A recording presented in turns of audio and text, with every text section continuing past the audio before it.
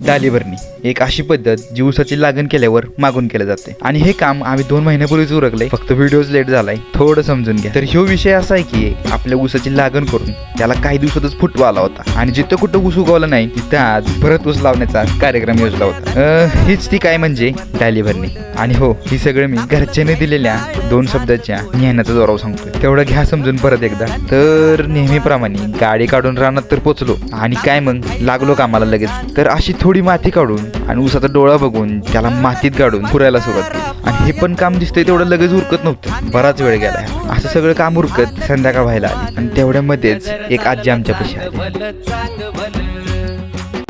मित्रांनो, तुम्हाला एक गोष्ट सांगतो. आता ही वरचं रान आमचं पूर्ण होतच होतं, तेवढं एक आजी आल्या हिरण.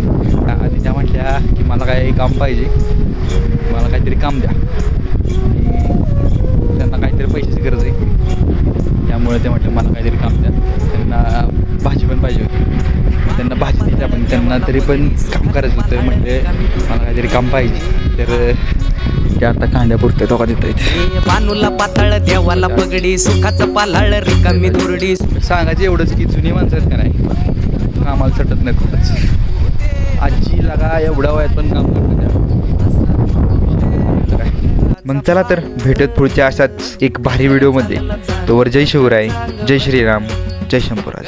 चालला चांग भलं चांग भलं.